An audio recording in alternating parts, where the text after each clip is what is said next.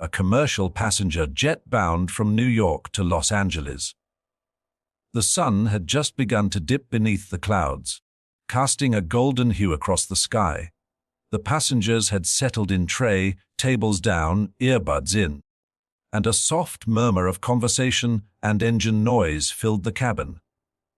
Among the 211 passengers were businessmen reviewing presentations, families heading home, and students starting new lives. Start at 18,000 above the earth. No one could have imagined that everything was about to change. In the cockpit, Captain Ronald McNeil sat silently, his eyes fixed on the endless sky ahead. A man with over 20 years of experience, Ronald had flown in all kinds of conditions, snowstorms, crosswinds, even a lightning strike once. But this flight felt different. His mind was elsewhere, distracted, heavy. Something was clearly off. The co-pilot, James, noticed it too. "You all right, Cap?" he asked, glancing over. Ronald gave a short nod, but his face didn't move. He took a long breath, looked at the overhead instruments, then slowly removed his headset. "James," he said quietly, "I can't do this anymore." The co-pilot blinked. "What? I'm done." "I've had enough." Before James could react, Ronald stood up. He didn't raise his voice, didn't yell, just calmly walked out of the cockpit, leaving the controls on autopilot.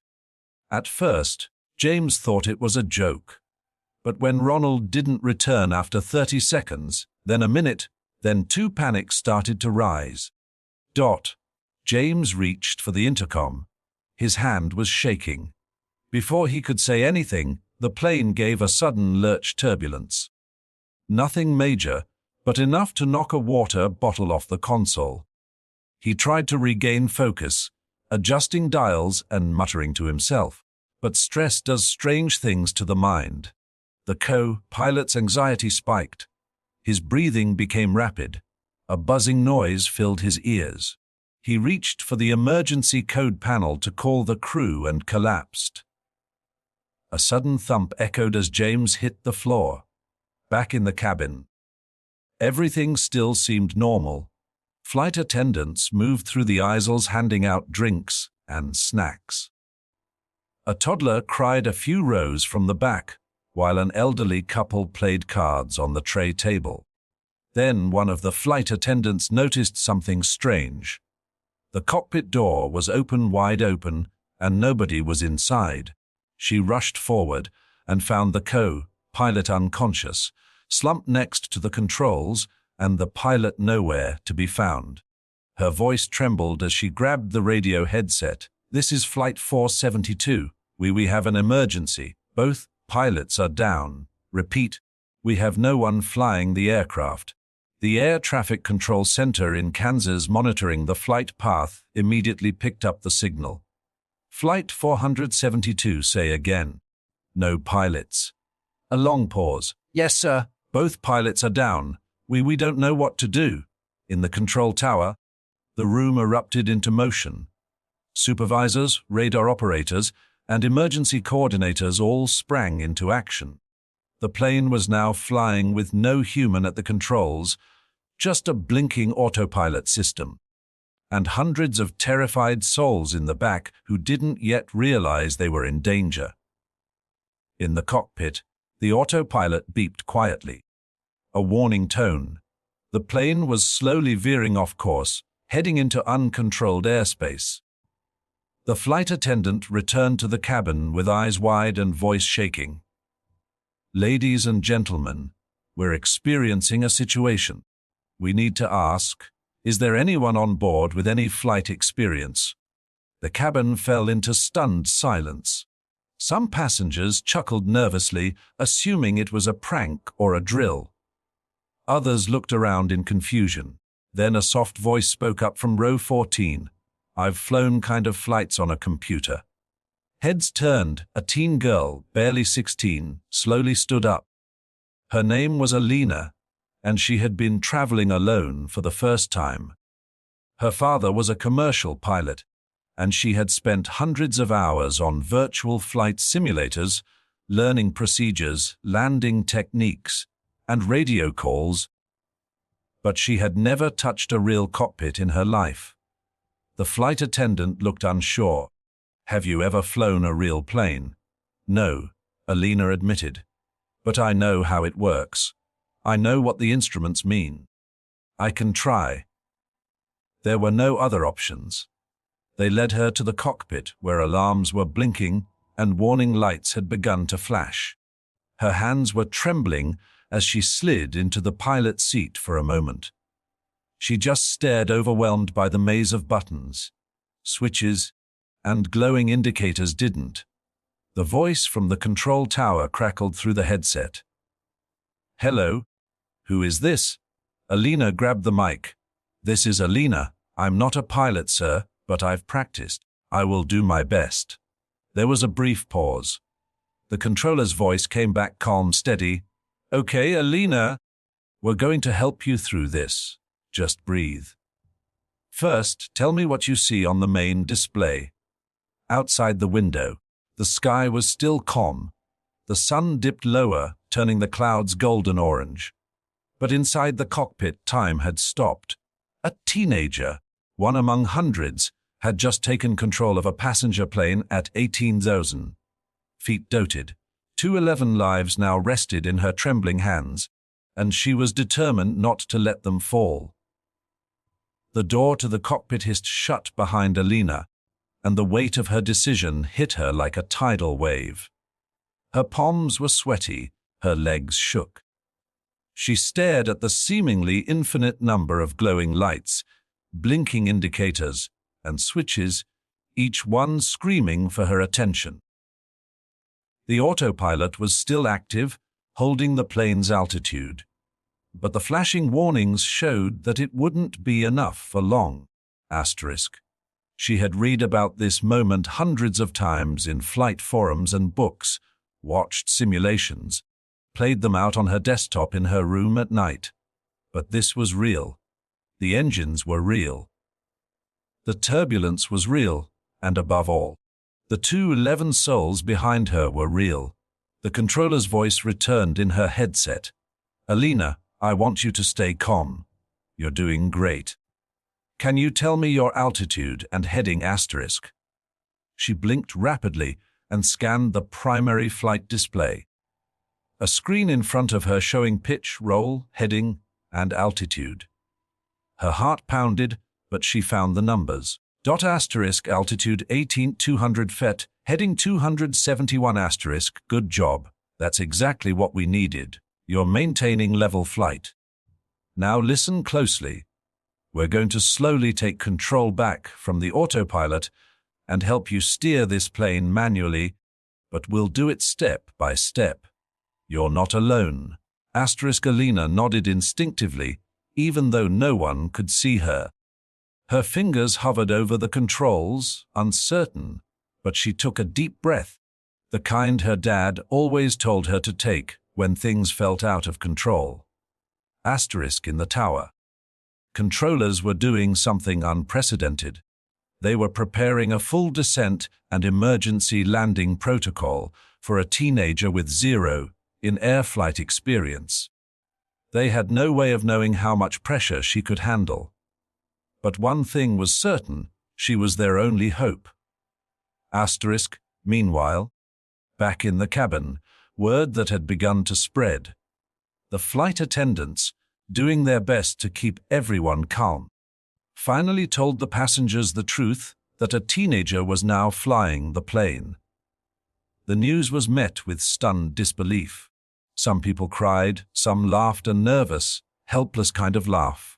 Others whispered prayers. In row 22, an elderly man removed his cap and stared out the window, whispering, "Lord, guide her hands."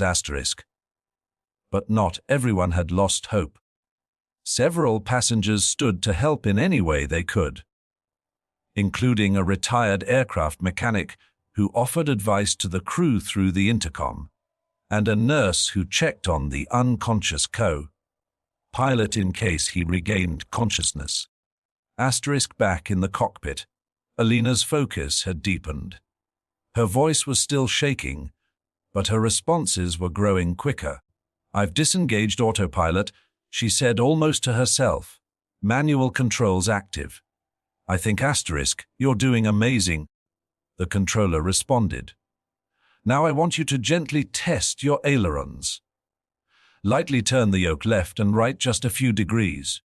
Asterisk. She moved the yoke and the massive plane shifted slightly. For the first time, she was flying a real aircraft. Asterisk outside. The wind howled against the fuselage, but the wings held steady. The flight path adjusted slightly, just as the controller had instructed.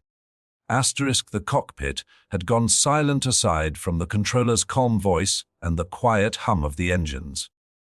"Alina, you've got good hands," the voice said. "You're more stable than some student pilots I've trained.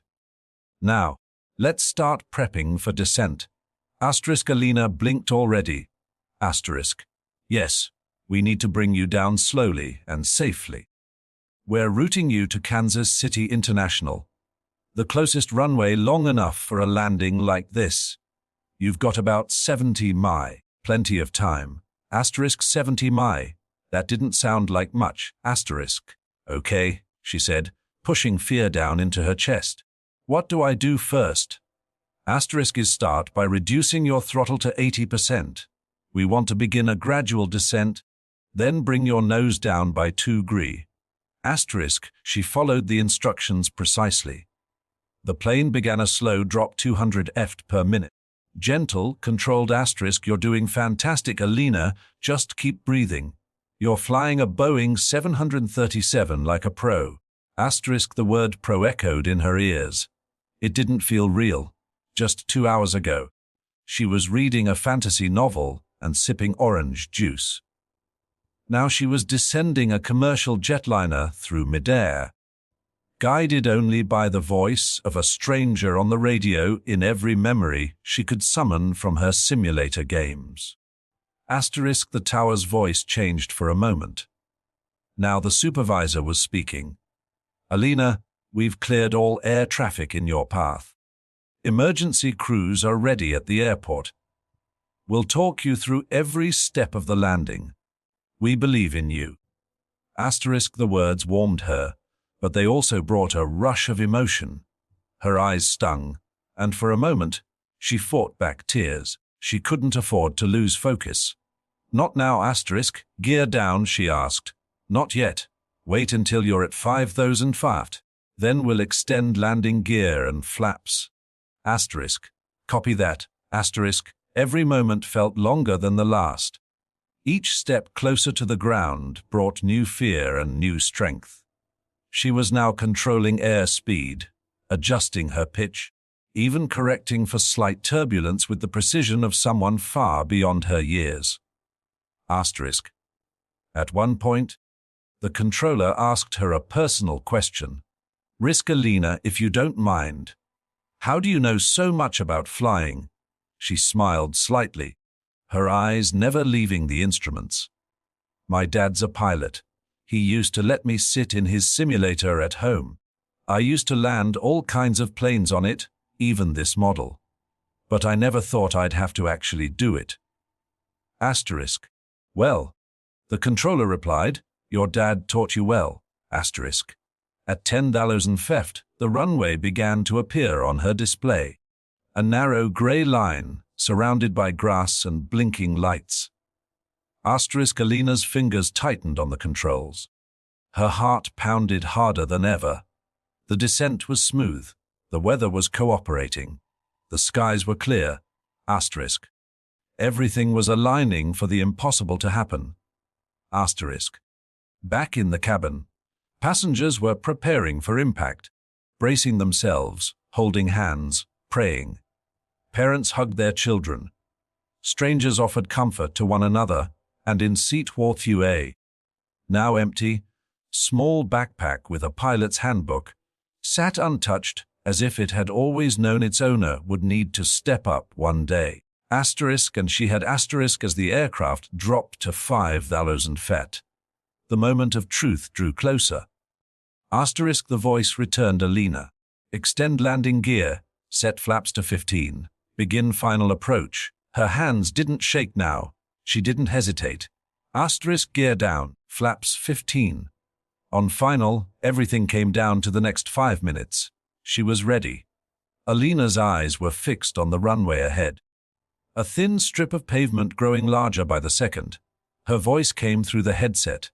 Calm but tight. Asterisk flight 472. Descending 4700. Geared down flap set lined up with runway 19 left asterisk in the control tower at Kansas City International. The entire room was silent. Dozens of professionals, air traffic controllers, emergency crews, flight instructors all stood frozen listening to a teenage girl fly a commercial aircraft toward one of the most daring landings in aviation history. Asterisk Alina, you are perfectly aligned, the tower controller said gently. You're doing everything right. We'll take this one step at a time. You're almost there. Asterisk Alina didn't respond immediately. She was too focused. The yoke felt heavier now. Every slight motion meant more as she guided the 70-ton aircraft through the final phase of descent. The runway lights flickered through the windshield like stars lining a path to Earth. Asterisk the aircraft's speed was a touch high.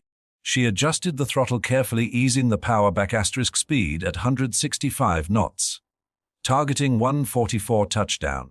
She reported her voice had grown more confident. Beautiful, said the controller. At 3000 ft, you'll extend your flaps to 30. That'll help slow you down and give you more lift. Asterisk Alina nodded and reached over to adjust the flap lever. The aircraft began to feel a little heavier, more resistant, just like it did in the simulator. But this was no game. Asterisk 211 people were still strapped in behind her. Many of them didn't even know her name, but their lives now depended on her hands, on her judgment, on her focus, on her courage. Asterisk in the cabin. Word had fully spread. Passengers had tears in their eyes. A few had recorded goodbye messages to loved ones. But still there was hope. Hope carried on the voice from the cockpit. Young but brave. A mother clutched her child. A man silently mouthed a prayer. Flight. Attendants checked every seat belt twice. No one panicked now. They were listening to the announcements, trusting the unknown voice leading them home. Asterisk back in the cockpit. Alina felt the slight crosswind begin to nudge the aircraft. Asterisk wind is coming from the right about 12 knots. The tower said you'll need a slight correction. Asterisk Alina adjusted the rudder with a gentle tap of her foot on the right pedal and brought the nose a fraction to the left. The jet responded beautifully. Altitude 2800 feet. Speed 150 knots. Asterisk runway dead ahead. Asterisk the ground was coming up fast now. And everything inside her wanted to panic, but she didn't let it. Her dad had taught her that fear isn't something you remove. It's something you fly through. Asterisk. The controller's voice returned. Okay, flaps to full. You're clear to land.